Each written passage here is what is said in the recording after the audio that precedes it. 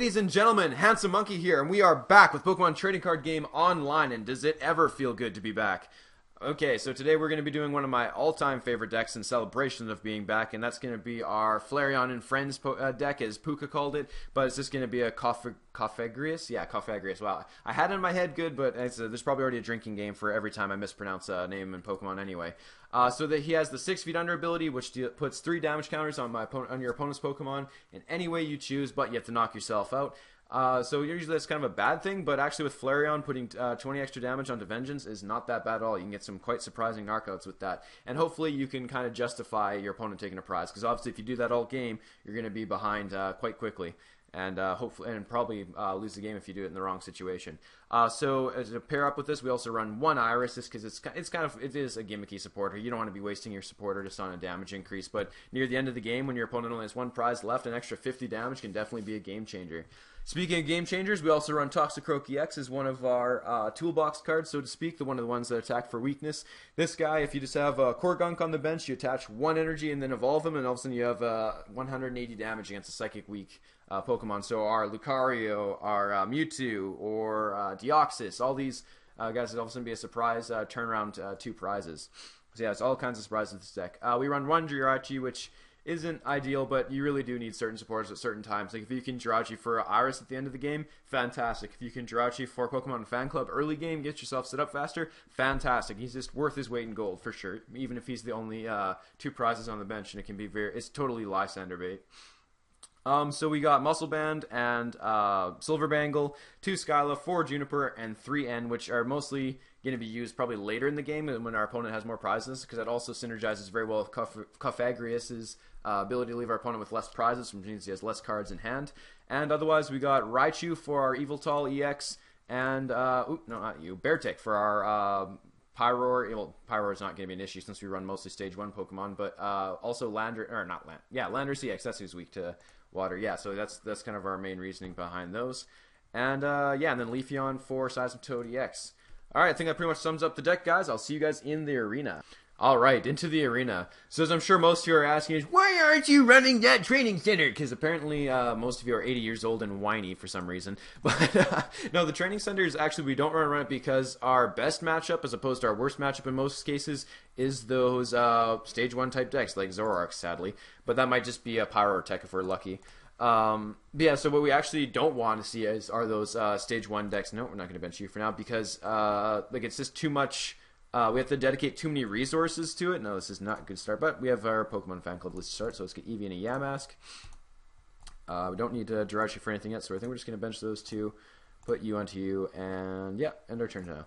So yeah, it's like, it just takes too much damage, especially if they have an extra 30 health. A lot of those have 170 HP, which is as much as an EX Pokemon, but we're only taking 1 prize, so chances are he can kind of get himself set up faster than we can. Okay, so do we want to, can we Flareon this turns thing? Yeah, we can Flareon.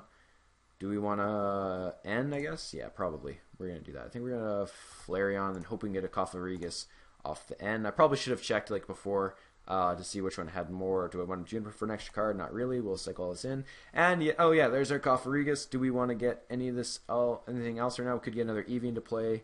We actually don't necessarily have to knock ourselves out, but it's probably a better idea at this point.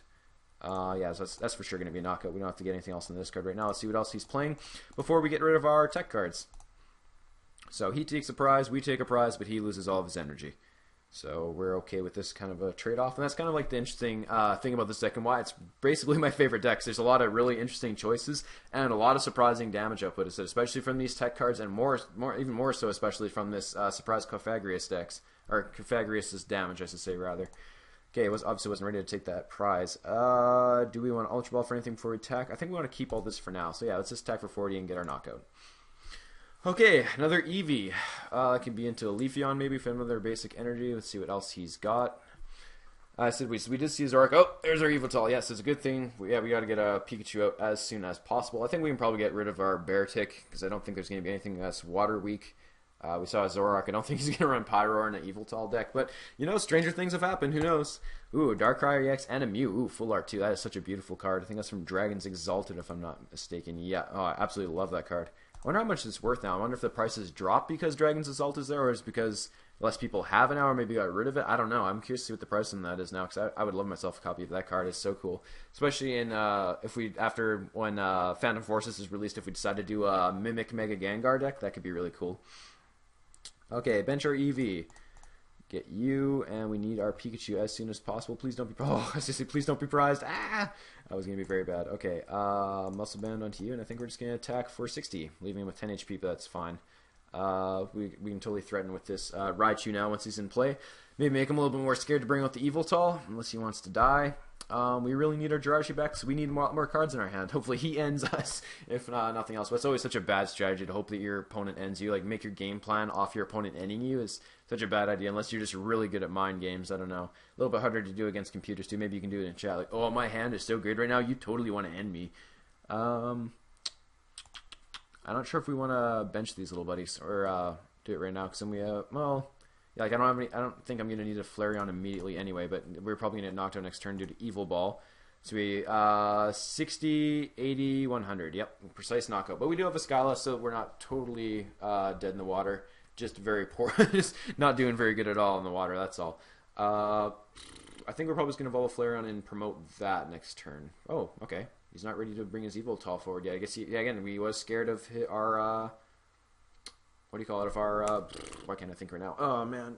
Yeah, he was scared of our DC, our chance for a DC. So this is the Brutal Bash, Darkness Pokemon to play, damage on this Pokemon. So we can deal, I don't think we want this yet. We probably should have actually saved that for the Raichu. That would have been smarter, but we don't really need it anyway. Muscle Band will be enough. Okay, so we're for sure going to go for Juniper just to get more cards next turn, or should we get a Fan Club to, again, if he already thinks we have a DCE, now let's get a Juniper, so we actually have a DC if that comes into play. So we are going to be dealing 20, 30, 40, 50, 60 damage only to this Zoroark, which means he can attack us back next turn for 120. Yeah, we got to find a way to knock this guy out. Or again, we can just keep threatening it. I think we're just going to put you there, and do we even want to attack? I don't think we want to even attack at this point. Yeah, no we don't. We're okay with not attacking because we don't want him to knock us out, because he's only going to be doing 20, 40, 60, 80. Oh, no, 20, 60, because Mew is definitely not a Darkness-type Pokemon. Even though, again, does Versatile do anything for its type? Yeah, no, definitely not. Yeah, it's not a Darkness-type Pokemon, so he's only going to be doing 60 damage to us, and hopefully we can... Ooh, well, that's annoying. So we will knock ourselves out unless we get our Megaphone. Ooh, and instead. Nope, we definitely don't want to do that. We've taken too many prizes at this point. Okay, there's our DCE, so we can attach onto Flareon. Is there a way we can Evo Soda onto for Cofagrius? Do we need to do that? Though is the more important question. 20, 30, 40, 50, 60, 70. Yes, we do. Yeah, cool. That'll be a perfect knockout at that point. Nope, less than that because we need another one of you. Okay, so let's just get you onto the bench so we can have a fully powered Raichu if we need to.